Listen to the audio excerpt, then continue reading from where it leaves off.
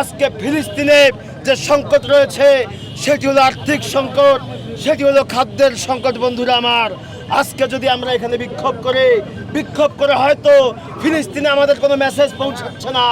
আজকে যদি আমরা সরকারিভাবে আজকে যদি তাদেরকে আর্থিকভাবে সহযোগিতা করতে পারি তাহলে হয়তো ফিলিস্তিনের জন্য সেটি অনেক বড় উপকারে আসবে। বন্ধুরা আমার, কাজে আমি আজকের এই বিক্ষোভ সমাবেশ থেকে আমাদের এই বর্তমান সরকারকে বলতে চাই, আপনারা সরকারিভাবে সরকারি তহবিল থেকে আপনারা ফিলিস্তিন অনুদানের ব্যবস্থা করুন।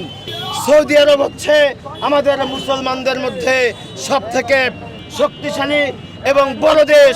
আজকে সৌদি আরবকে আমরা বলতে চাই যে আপনারা মুখ খুলুন, আপনারা ফিলিস্তিনিদের পাশে দাঁড়ান, আপনারা মুসলমান বিশ্বে যতগুলো দেশ রয়েছে প্রত্যেকটি দেশকে সংঘবদ্ধ করেন, প্রত্যেকটি দেশকে ইউনিটি করেন। ইনশাল্লাহ আমরা যদি প্রত্যেকটি মুসলমান দেশ সংঘবদ্ধ থাকি, আমাদের এই সংঘবদ্ধতায় ভেস্তে যাবে আপনার ইসরায়েলের শাসন ব্যবস্থা। ইসরায়েল যে ফিলিস্তিনিতে যে তাণ্ডব চালিয়েছে তা সারা বিশ্বের মুসলমানদের বুকের ভিতরে একটি দাগ দিয়ে গেছে।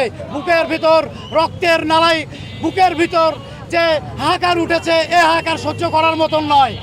আমি বাংলাদেশের সকল মা বোনদেরকে এবং ভাইদেরকে জানাই, আপনারা ঘরে বসে নামাজে বসে সেজদায় পড়ে আল্লাহর কাছে দোয়া করেন যাতে ফিলিস্তিনের মুসলমানদের ভাইদের এবং শিশুদের আল্লাহ তাআলা যাতে এই ইসরায়েলদের দানবদের হাত থেকে সহায়তা করে।